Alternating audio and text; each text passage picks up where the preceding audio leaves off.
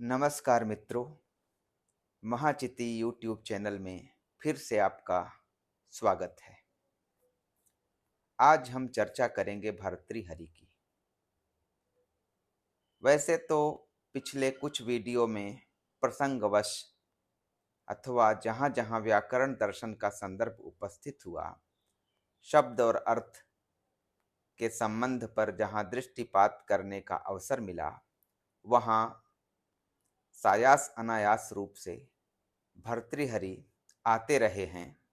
लेकिन कुछ श्रोताओं की भावना का सम्मान करते हुए उसी दिशा में यथासंभव एक व्यवस्थित चर्चा के लिए आज मैं प्रस्तुत हूँ। भारतीय संस्कृति और वाङ्मय में भर्तृहरि बहुचर्चित अथवा जाना पहचाना नाम रहा है। वैयाकरण और दार्शनिक धारा हो या साहित्यिक धारा, ब्राह्मण परंपरा हो या जैन बौद्ध परंपरा, सब में इस नाम की धूम रही है। कई पुराने ग्रंथों, टीकाओं, वृत्तांतों और अनुश्रुतियों के भिन्न भिन्न उल्लेखों में भर्तृहरि विभिन्न रूपों में दिखाई देते हैं। किसी में वे स्वयं राजा के रूप में दिखाई देते हैं, तो किसी में राजा विक्रमादित्य और राजा शूद्रक के भाई के रूप में दिखाई देते हैं, जो अपना राजपाट छोड़कर सन्यासी बन जाते हैं।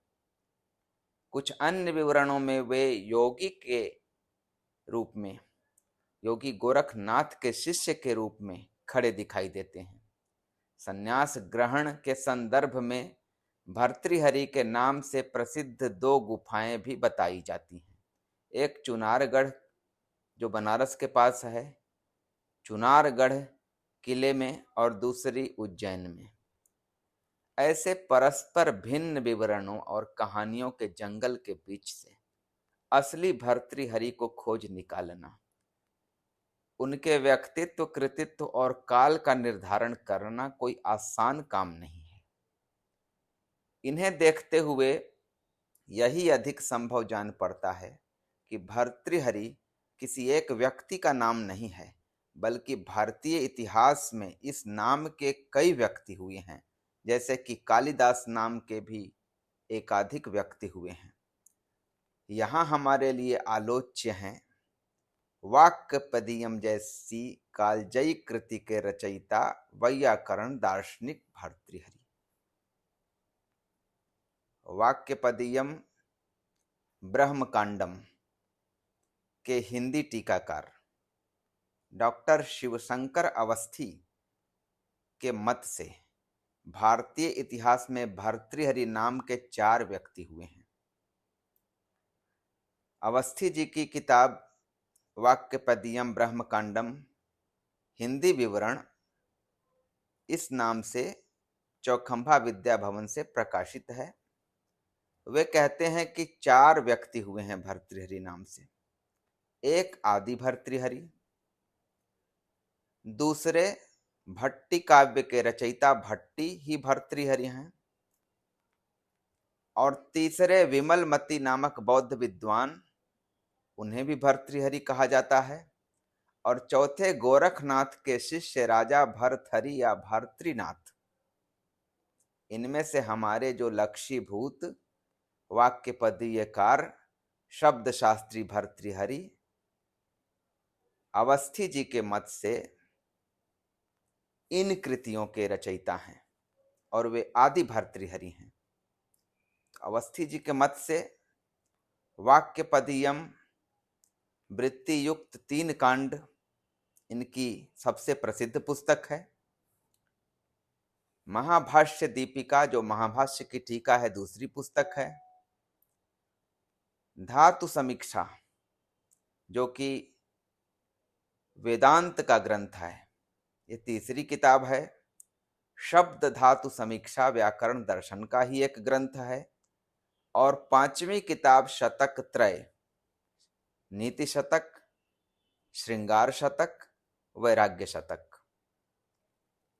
तो ये 5 पुस्तकें जिनमें अंतिम के 3 हिस्से हैं, तो इस तरह से ये आदि भर्तृहरि हैं डॉक्टर शिवशंकर अवस्थी के अनुसार।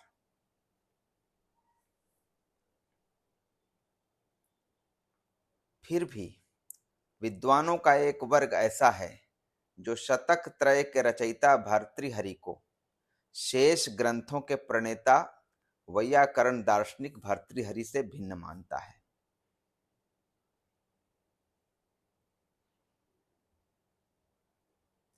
नाम साम्य के कारण कुछ लोग शतक त्रय के रचयिता भर्तृहरि और वैयाकरण भर्तृहरि को अभिन्न मानते हैं, किंतु वे अभिन्न नहीं हैं। यह कहना है आचार्य देवेंद्र नाथ शर्मा का भाषा विज्ञान की भूमिका नामक पुस्तक में। तो विद्वानों का एक वर्ग इसी तरह से मानता है। और इस प्रसंग में आई जो अभी उद्धृत कथाएं हैं, उन कथाओं को सामान्यतः शतक त्रय के रचयिता भर्तृहरि से संबद्ध मानता है विद्वानों का वह वर्ग, न कि भाषा शास्त्री भर्तृहरि से संबद्ध मानता है। परंतु प्रोफेसर के सुब्रमण्य अय्यर, जिनकी काफी प्रसिद्ध पुस्तक है, हिंदी अनुवाद के रूप में वह है भर्तृहरि का वाक्यपदीयम, भर्तृहरि का वाक्यपदीय, जो राजस्थान हिंदी ग्रंथ अकादमी जयपुर से प्रकाशित है 1991 ईस्वी में। इस ग्रंथ के पृष्ठ 4 पर लेखक अय्यर जी ने भर्तृहरि के नाम से प्रचलित 6 ग्रंथों का उल्लेख किया है। वाक्यपदीय 3 कांडों वाला, वाक्यपदीय के प्रथम 2 कांडों की वृत्ति, महाभाष्य टीका या महाभाष्य दीपिका, शब्द धातु समीक्षा, शतक त्रय और भट्टी काव्य। भाषा शास्त्री भर्तृहरि को लेकर इस प्रकार की मत भिन्नता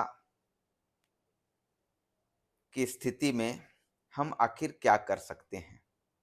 थोड़ा सा और आगे बढ़ें। भाषा शास्त्री भर्तृहरि के विवरण 7वीं सदी के चीनी यात्री इत्सिंग के यात्रा वृत्तांत में भी मिलते हैं। संत राम बीए ने इत्सिंग के यात्रा वृत्तांत का अनुवाद किया है, तो उस यात्रा वृत्तांत के आधार पर भी भर्तृहरि के बारे में कुछ सूचनाएं प्राप्त होती हैं।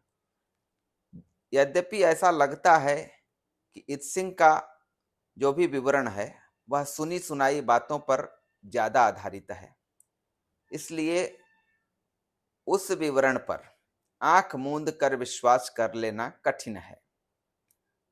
उसके अनुसार इत्सिंग जब भारत की यात्रा पर आए थे तो भर्तृहरि के निधन के 40 वर्ष बीत चुके थे। इससे उनकी मृत्यु तिथि 651 ईस्वी के आसपास ठहरती है, पर यह मत भी अविवादित नहीं है। डॉक्टर कुन्हन राजा, जिनकी किताब है इत्सिंग एंड भर्तृहरिज वाक्यपदीय, पंडित युधिष्ठिर मीमांसक, जिनकी कृति है संस्कृत व्याकरण शास्त्र का इतिहास, तथा प्रोफेसर साधुराम, जिनकी किताब है भर्तृहरिज डेट, इन सब ने इस मत को अस्वीकार किया है। इत्सिंग के यात्रा वृत्तांत में जो उनकी मृत्यु तिथि को लेके कुछ चर्चा है। दिंगनाग के प्रमाण समुच्चय और त्रैकाल्य परीक्षा के तिब्बती अनुवाद के आधार पर HR रंगास्वामी अयंगर ने भर्तृहरि एंड दिंगनाग इस किताब में और फाउवालनर ने दिंगनाग नामक पुस्तक में यह निश्चित किया है कि दिंगनाग ने भर्तृहरि के वाक्यपदीय के द्वितीय और तृतीय कांडों की कारिकाओं का उपयोग किया है। इस आधार पर फ्राउ वालनर ने कालक्रम संबंधी इस प्रकार का प्रस्ताव रखा है। भर्तृहरि के गुरु वसुरात 430 से 499 ईस्वी, भर्तृहरि खुद 450 से 510 ईस्वी, दिंगनाग 480 से 540 ईस्वी। अब तक के प्रमाणों से इन तीनों का अनुक्रम तो सही लगता है, भले भविष्य में उपलब्ध होने वाले कुछ अन्य साक्ष्यों की रोशनी में इनकी वास्तविक तिथियों में कुछ परिवर्तन करना पड़े। भर्तृहरि के गुरु का नाम वसुरात था, यह भी प्रसिद्ध है, क्योंकि इसका पता जैनाचार्य मल्लवादिन के ग्रंथ नए चक्र पर सिंह सूरी की टीका और वाक्यपदीय के टीकाकार पुण्यराज के उल्लेखों से चलता है। भर्तृहरि की अकाल बाधित कीर्ति का धारक ग्रंथ है वाक्यपदीयम, जिसने उन्हें भारतीय व्याकरण दर्शन के शिखर पर प्रतिष्ठित किया है। आज कल वह श्लोकबद्ध कारिकाओं और उन पर लिखी गद्य पद्यमय वृत्तियों से युक्त मिलता है, और दोनों ही हिस्सों के रचयिता भर्तृहरि माने जाते हैं। वाक्यपदीयम की वृत्ति की जो पांडुलिपियां मिलती हैं, उन पर लेखक का नाम हरिवृषभ दिया गया है, पर जो कुछ प्राचीन अभिलेख मिलते हैं उनसे यह प्रमाणित होता है कि भर्तृहरि को ही कई जगह पर हरिवृषभ या भर्तृहरि वृषभ आदि भी कहा गया है। यह मानना है के सुब्रह्मण्य अय्यर का। उपलब्ध वाक्यपदीय नामक ग्रंथ में 3 खंड हैं, जिन्हें कांड कहा गया है। ब्रह्मकांड या कुछ लोग आगम कांड भी कहते हैं, वाक्य कांड और पद कांड, जिसे प्रकीर्ण कांड भी कहते हैं। कारिकाएं ही वास्तविक वाक्यपदीयम की आधारभूत भाग हैं, जिनकी संख्या 2000 से कुछ कम है। इत्सिंग के विवरण और प्राचीन भारत के कुछ अभिलेखों से ऐसा प्रतीत होता है कि मूल वाक्यपदीयम का एक बड़ा हिस्सा लुप्त हो चुका है।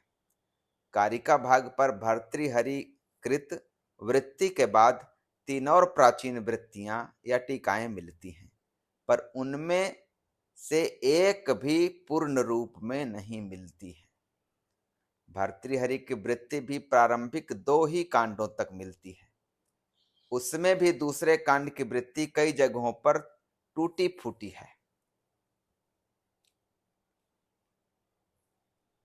उक्त विवरणों के अनुसार जो 3 टीकाएं प्राप्त हैं वे इस तरह से हैं। द्वितीय कांड पर लिखी पुण्यराज, जो कि 900 ईस्वी के आसपास संभवतः थे, पुण्यराज की टीका, जो वाक्यपदीयम के द्वितीय कांड यानी वाक्य कांड पर। तीसरे कांड यानी पद कांड पर लिखी कश्मीर के विद्वान हेलाराज की प्रकाश नामक टीका मिलती है। हेलाराज द्वारा पहले कांड या प्रथम 2 कांडों पर शब्द प्रभा नामक टीका लिखी गई थी, ऐसा उल्लेख कहीं कहीं मिलता है, लेकिन यह प्राप्य है। प्रथम कांड और उसकी वृत्ति पर वृषभदेव की पद्धति नामक टीका भी मिलती है। और वृषभदेव अभी हमने विचार किया है कि ये कौन है। कश्मीरी शैव दर्शन के आचार्य सोमानंद, जो कि शिव दृष्टि नामक ग्रंथ के रचयिता हैं, और उत्पलाचार्य के उल्लेख के अनुसार भर्तृहरि ने शब्द धातु समीक्षा नामक एक ग्रंथ की भी रचना की थी, जिसका विषय वाक्यपदीयम से ही मिलता जुलता था, पर वह कृति अभी तक अप्राप्य है।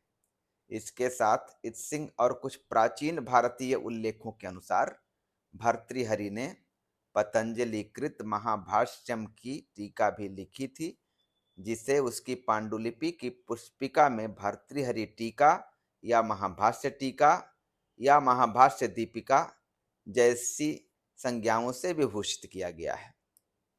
इस कृति की पांडुलिपि अपूर्ण मिलती है। महाभाष्य के 1:1:53 तक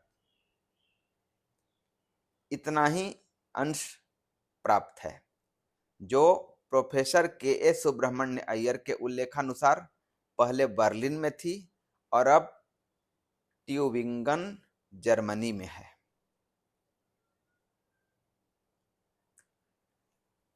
आज के वीडियो में इतना ही। भर्तृहरि पर अगला वीडियो लेकर जल्द ही मैं आपके समक्ष उपस्थित होऊंगा। तब तक के लिए नमस्कार।